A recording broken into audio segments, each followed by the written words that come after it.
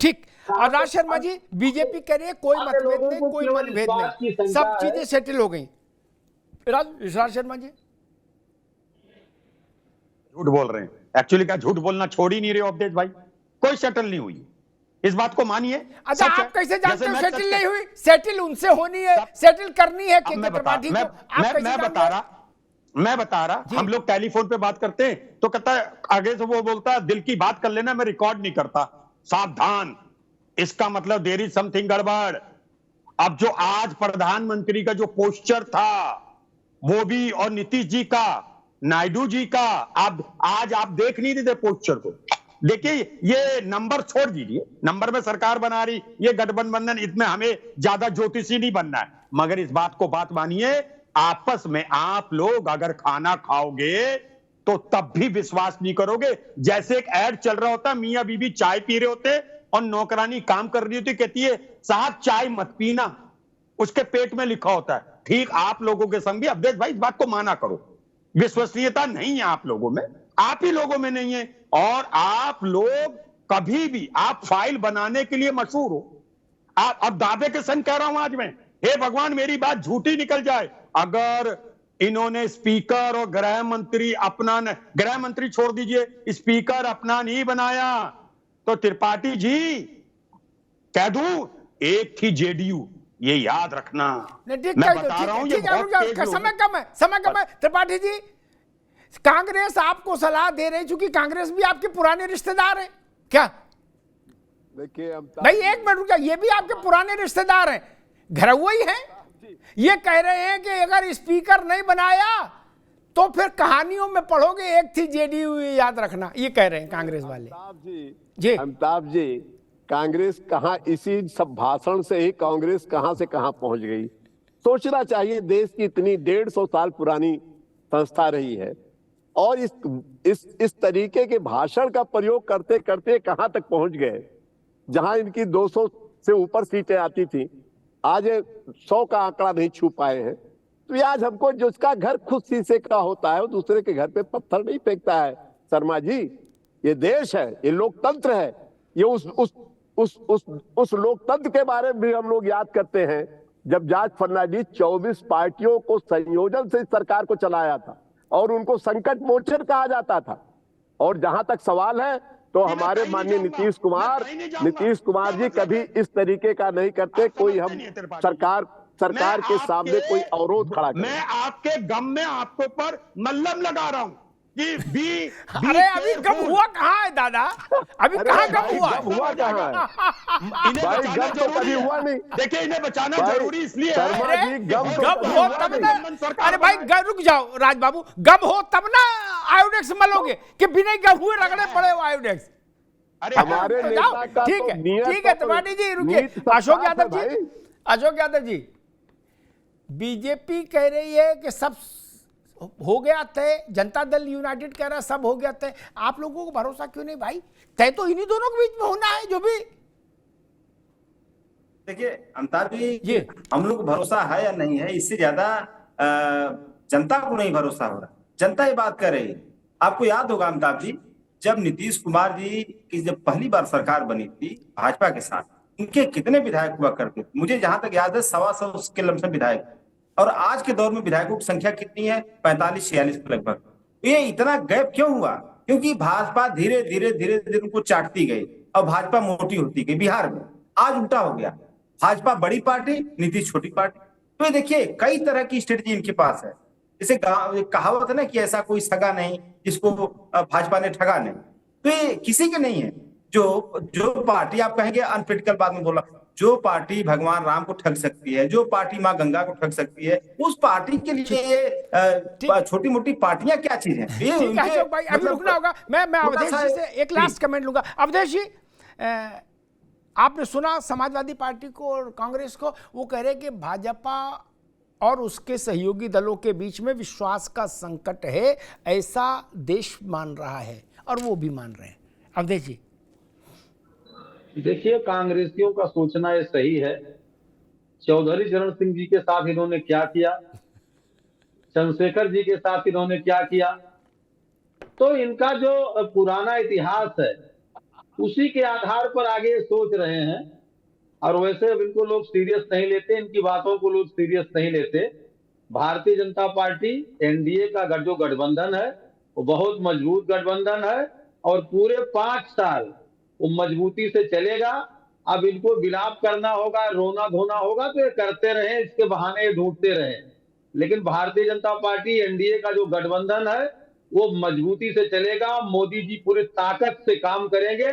जैसे अटल जी की सरकार में अटल जी ने गठबंधन धर्म का पालन करते हुए भी पोखरण में परमाणु परीक्षण किया था। बहुत से मजबूत काम अटल जी की सरकार में हुए थे। ऐसे ही आगे के जितने मजबूत काम है वो सारे काम मोदी जी करने वाले हैं। और ये कांग्रेसियों के पेट में दर्द होना स्वाभाविक है, क्योंकि कांग्रेसियों ने फूट डालो राज करो का बहुत पुराना फार्मूला। ठीक है अवधेश जी, ठीक और एक दर्जन लोगों के साथ इन्होंने धोखा ठीक किया है। ठीक ठीक, आगे बात आगे। अशोक जी ने यहां अयोध्या का जिक्र किया और वैसे भी 4 तारीख से अयोध्या का जिक्र हो रहा है। मैं एक बहुत विनम्र बात कहूंगा, अयोध्या को इतना छोटा बताने का दुस्साहस मत करिए। वहां से सांसद लल्लू सिंह हो या अवधेश प्रताप हो, क्या फर्क पड़ता है?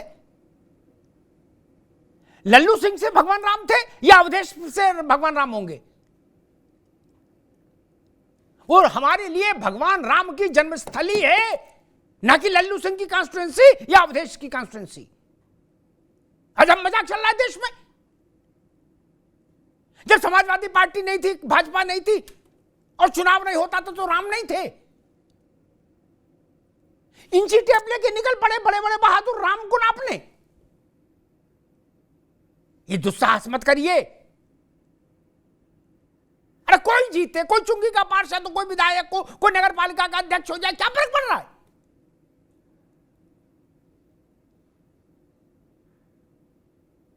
राम पर आक्षेप हो रहा है, अयोध्या पर आक्षेप हो रहा है। क्या हमने ऐसा दिखाया जा रहा है कि हमने अयोध्या जीत ली?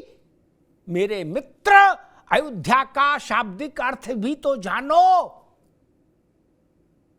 अयोध्या जीती नहीं जा सकती, अयोध्या हृदय में धारण की जा सकती है। जीती नहीं जा सकती, जीती नहीं जा सकती। ना लल्लू सिंह जीत सकते हैं, ना अवधेश जीत सकते हैं। किसी बात हो रही इस देश में? मजाक बना दिया अयोध्या को। सोशल मीडिया पर कबड्डी चल रही है। भारतीय जनता पार्टी का उम्मीदवार हार जाएगा तो अयोध्या छोटी हो जाएगी। और मान लीजिए लल्लू सिंह जीत जाते तो अयोध्या डबल हो जाती। मैं कह रहा हूं, कोई जीते कोई हारे, उससे क्या लेना देना परमात्मा का और मेरी आस्था का, विश्व के सैकड़ों करोड़ लोगों की आस्था का इस चीज से क्या लेना देना? हजारों साल से रामनवमी मन रही है। तब भाजपा, कांग्रेस, सपा, बसपा थे क्या? जनता दल यूनाइटेड नहीं ना। इनसे पूछ के रामनवमी मनाते हैं क्या हम? क्या किसी पार्टी के नेता से पूछ के हम रामनवमी मनाते हैं? नहीं ना। अशोक भाई, आपके तात्कालिक रेफरेंस के लिए बता दूं, 18वीं शताब्दी में, 9वीं शताब्दी में, 10वीं शताब्दी में से चलते चलते 15वीं शताब्दी मुगलों तक और उसके बाद अंग्रेजों तक जितने भी विदेशी यात्री आए, बड़े ध्यान से सुनिए, बहुत गंभीर बात है त्रिपाठी जी, और उनमें से जो अयोध्या गए उन्होंने अयोध्या का विवरण लिखा है। तब मेट्रो नहीं थी, जहाज नहीं था, बस नहीं थी, ट्रेन नहीं थी, रिक्शा नहीं था, टेम्पो भी नहीं चलता था, क्या ऑटो भी नहीं चलता था। 8वीं शताब्दी कि अयोध्या में कुछ विशेष त्योहारों पर, अवसरों पर हजारों लाखों लोग पूजा करने आते हैं। राम चौथरे का उल्लेख है। वो चुनाव से बंधी चीज है क्या? मेरा निवेदन है, प्रभु दया रखो, अयोध्या को बख्शो, सबसे निवेदन है। क्या अयोध्या किसी राजनीतिक दल के चौसर पर पड़ा पासा नहीं है। वो हमारा हृदय है, भारत का हृदय स्थल है। की ध्वज पताका की ऊंची नीची हो सकती है किसी चुनाव से?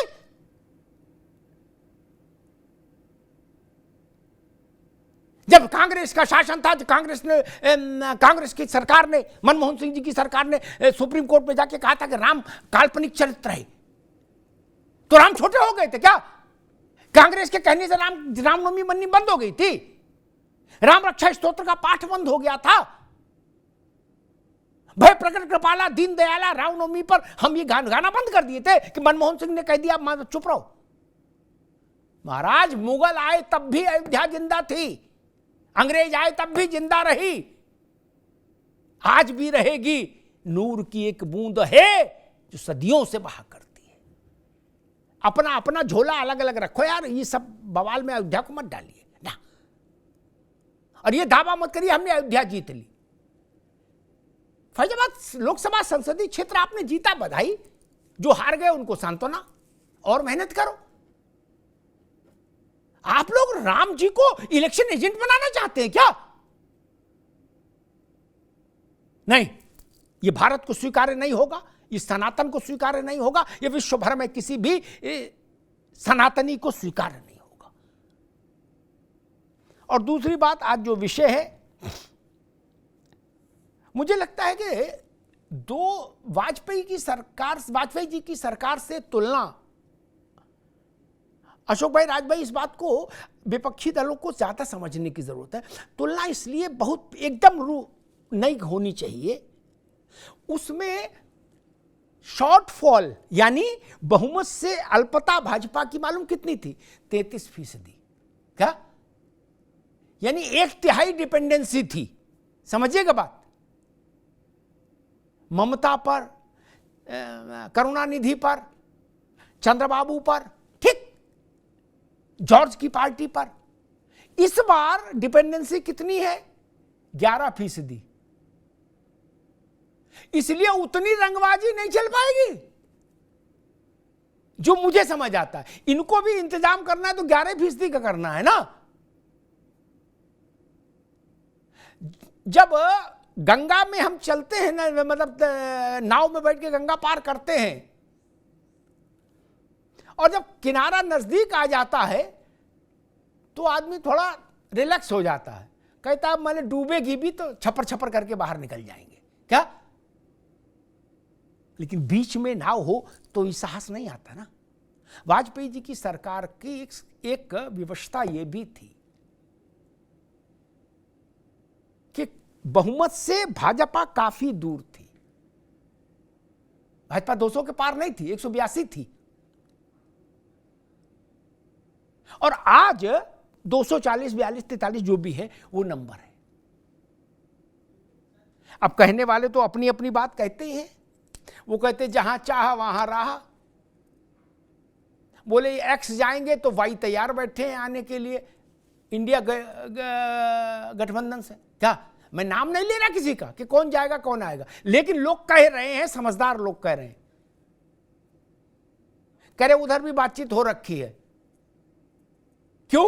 मैंने पूछा क्यों, तो एक बड़े नेता ने भाजपा के मुझसे कहा अनौपचारिक बातचीत में कि भाई साहब स्टेपनी लेके चलना चाहिए सफर में। नहीं, पहिए लगे अच्छी बात, लेकिन स्टेपनी भी ठीक रहनी चाहिए।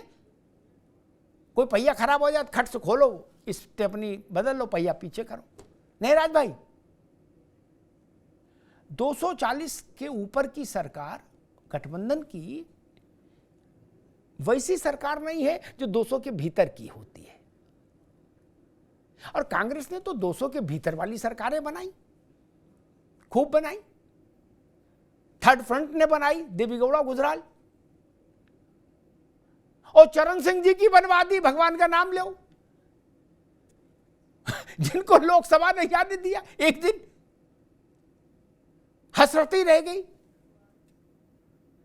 तो मेरा मानना यह है कि हां, इतनी बात जरूर है कि गठबंधन की सरकार में कोई ये सोचिए कि ये फलाहारी बाबा है तो नहीं। सबकी राजनीतिक पार्टी है, सबकी अपनी इच्छाएं हैं, और सब चाहते हैं कि हमारी पार्टी को ज्यादा वजन मिले। कोई फलाहारी बाबा नहीं है ना पभारी बाबा है बलिया वाले, राजनीति करने आए तो स्वाभाविक है खींचतान थोड़ी रहेगी, वो देखने को मिलेगा। लेकिन मुझे नहीं लगता कि वाजपेयी जी जैसी स्थिति हो, ऐसा नहीं लगता। रुकेंगे छोटे से ब्रेक के लिए, विज्ञापन है, कुछ देखिए फिर लौट रहे हैं। Where the software engineer meets the cool UI UX designer, meets the gifted content writer to create the big dream. The world comes together at Sharda University. So where are you? केसरिया से मन जोगी हुआ रे, दिल झूमे देखो बंटवारा हुआ रे। केसरिया से मन जोगी हुआ। हर पल मनाओ केसरी त्योहार। विमल, बोलो जुबान केसरी। हाँ शुक्ला जी, भिजवाना सिर्फ अल्ट्राटेक ही। मान गए बेटा, पर अल्ट्राटेक ही क्यों? आप ही ने तो कहा था कि घर जिंदगी में सिर्फ एक ही बार बनता है। घर एक, मौका एक, इसलिए सीमेंट भी देश का number 1। UltraTech, India's number 1 cement. झंझनाहट से जल्द आराम पाएं। सेंसोडाइन रैपिड रिलीफ के साथ।